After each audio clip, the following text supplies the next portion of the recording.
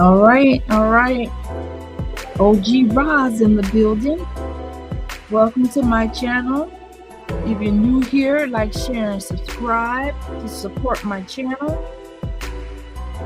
I do all the research for free. I take my time, take my notes, and I produce the video. And this is my first time covering a trial, so a little encouragement would be helpful, encouraging. So like, share, and subscribe, and hit the bell notification so you will not miss an upload, okay?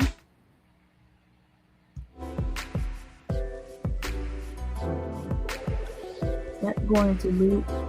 Yeah. All right. How's everyone doing this evening? I hope you're well. So what's up, everybody? It's OG Roz, and we are back with day 2 of the Keefe trial and the murder of Tupac Shakur. And y'all, while jury selection is going on inside that Las Vegas courtroom, some of the biggest names connected to this nearly 30-year-old mystery are talking, or their past statements are becoming important again. So today we're talking about Suge Knight's new TMZ interview. Did you see it? And also Reggie Wright Jr.'s response. Zip, Snoop Dogg, Foxy Brown, Mob James, Mo Cream Shakur, and the late Yaki Gaddafi. I'm curious as to whether he made a statement before he died. But I want to make something clear before we start.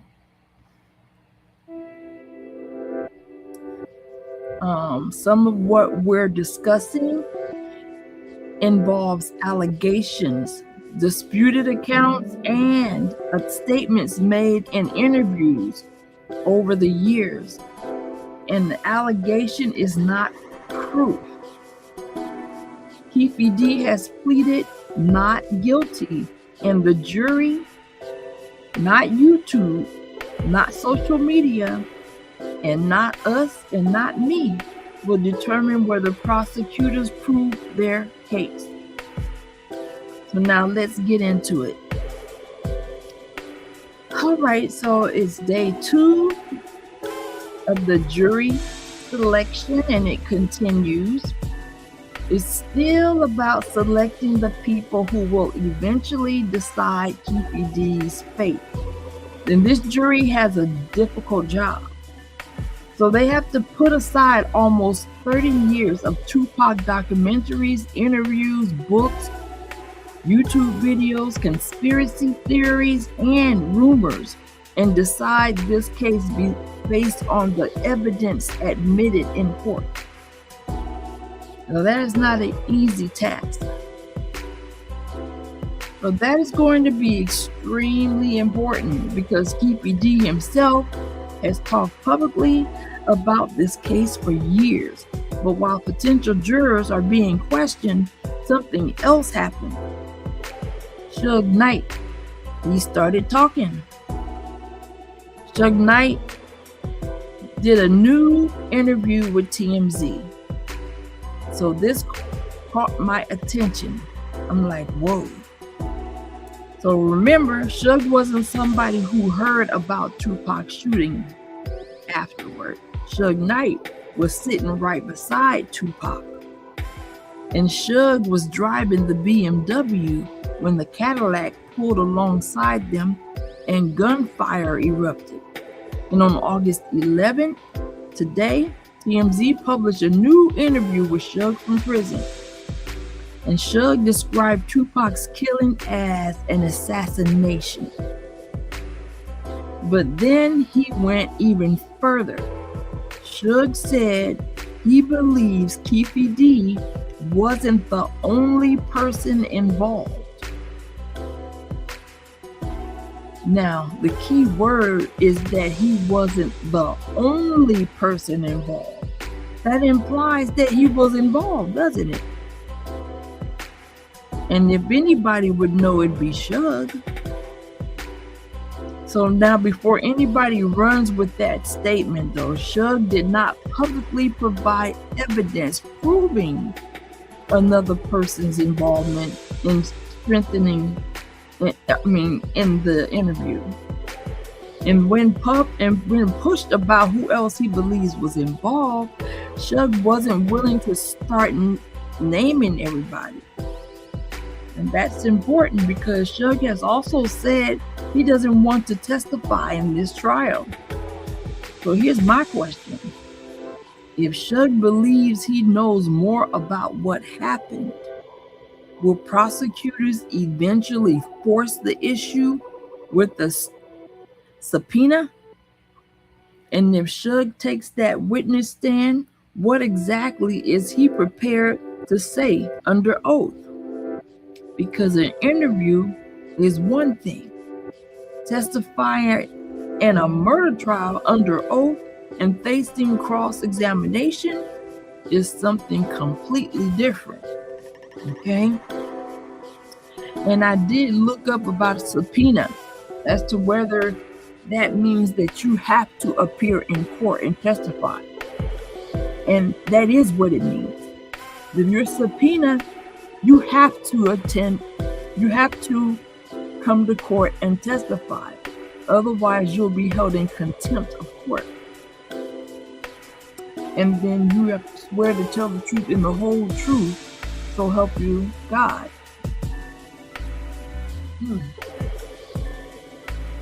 Okay.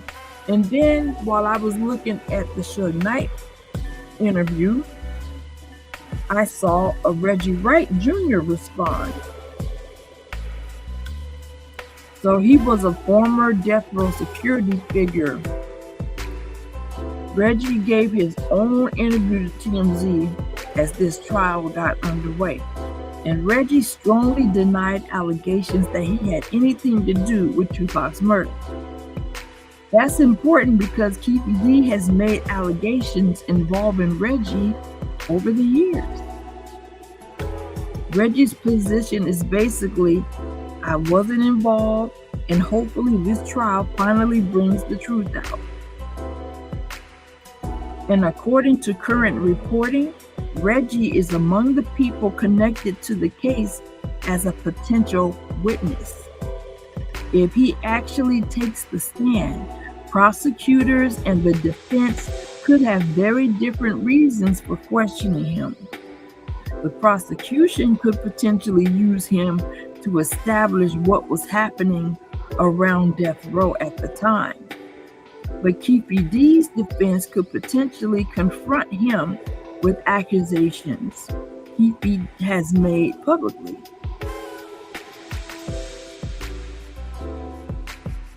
So Keefe D have also, to my understanding, pointed the finger at Reggie Wright Jr.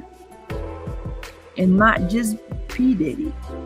So again, those accusations are not established facts. They're merely because Keefe D said them. Okay, and then Zip. What about Zip? Now let's talk about a name longtime Tupac researchers know very well. Okay, Eric Zip Martin. Zip's name has appeared repeatedly in accounts surrounding Keefe D and the events connected to Las Vegas. But viewers need to understand something. There is a difference between what Keefe D has claimed about Zip and what investigators believe, and what other people have said in interviews, and what prosecutors can actually prove in court. Those are four different things. So unless Zip himself testifies or prosecutors introduce admissible evidence concerning him, we cannot simply take decades of stories and call them established facts. So this trial may finally show us which pieces prosecutors believe they can actually prove. But should Zip be subpoenaed? I think so.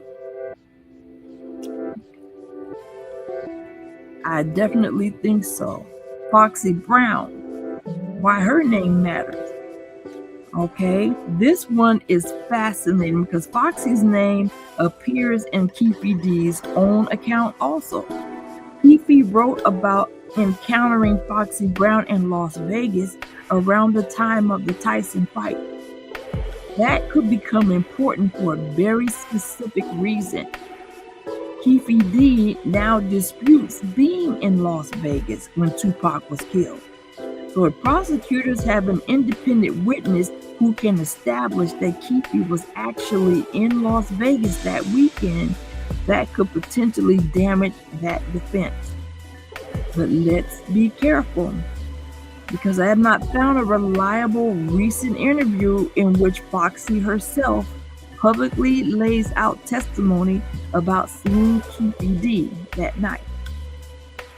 So until Foxy takes the stand, or we see verified evidence of what she told investigators, we should not say Foxy Brown proves Keefe D was there.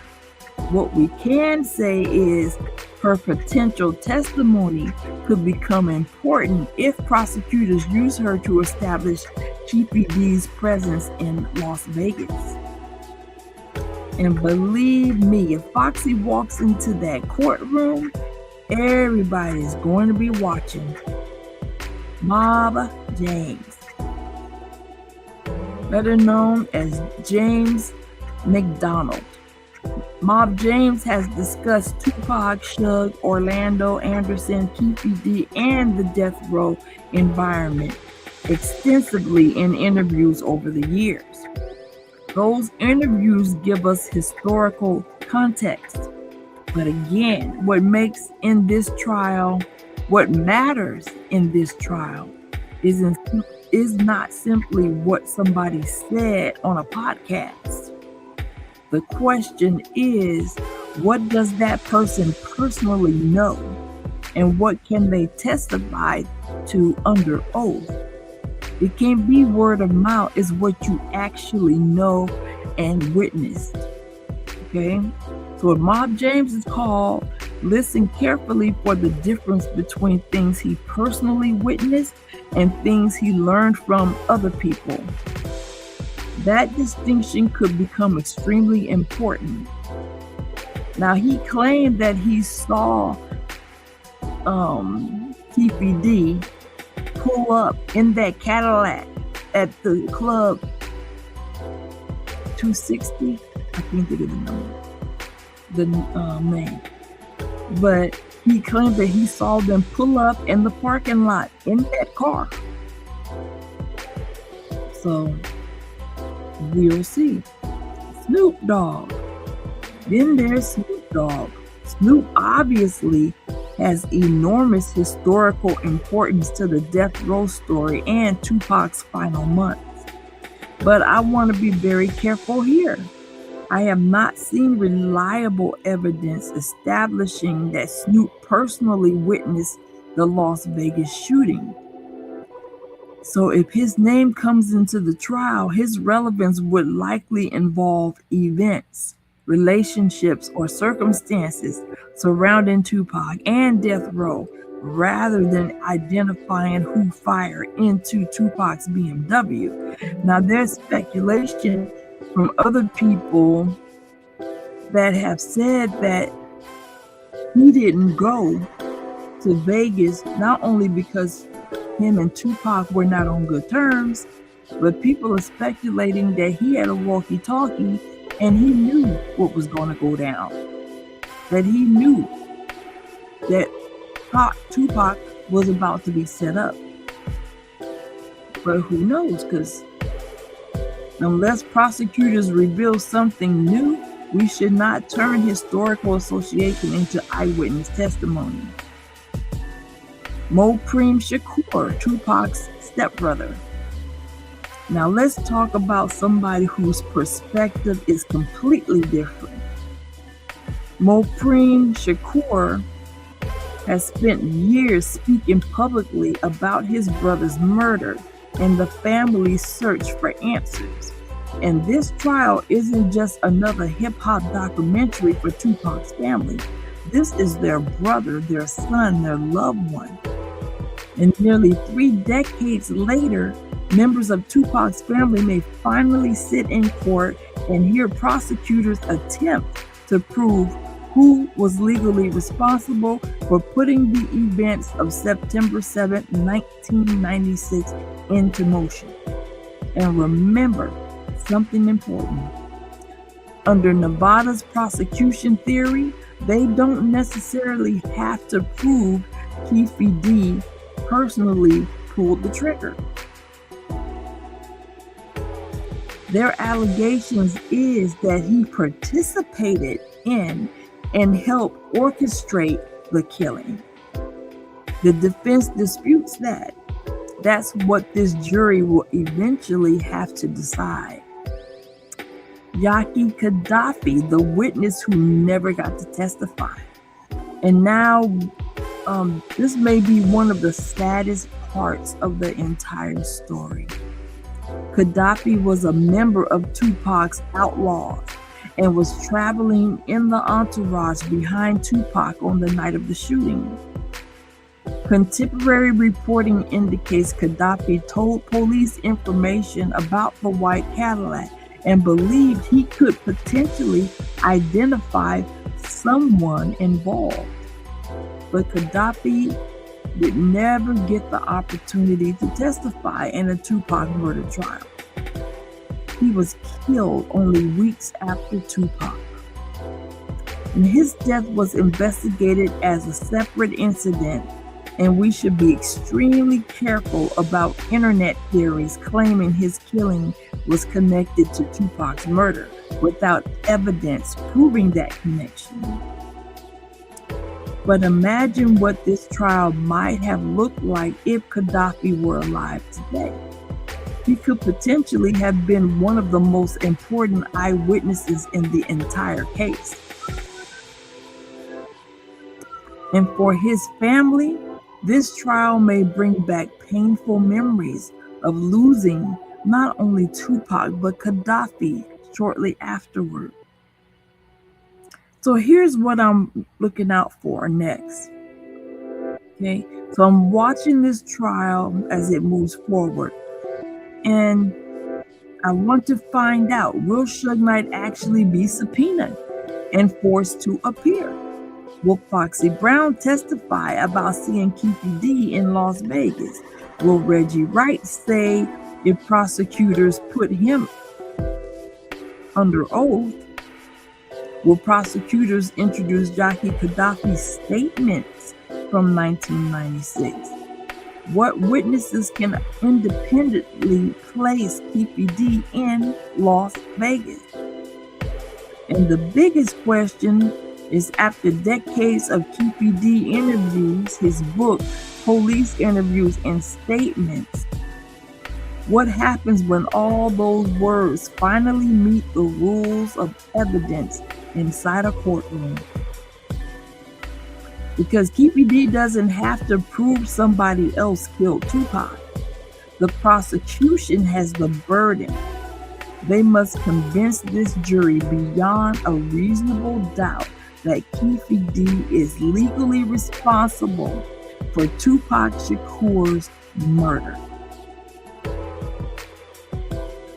All right, so OG Ross, closing out, this case has had almost 30 years of rumors. And we have to weed out the truth from the fiction. What can be proven is not about what you know, it's about what you can prove. Okay? It's not about word of mouth. We got a person's life in stake, on the line. 30 years of interviews, 30 years of accusations and theories and conspiracy theories, 30 years of people saying, I know what happened. But now we're finally reaching the place where statements can be challenged under oath. And that's the courtroom. So don't automatically believe somebody because they're famous. And don't automatically believe somebody because they were around Tupac. Don't automatically believe something because we've heard that story for 20 years. We have to watch the evidence.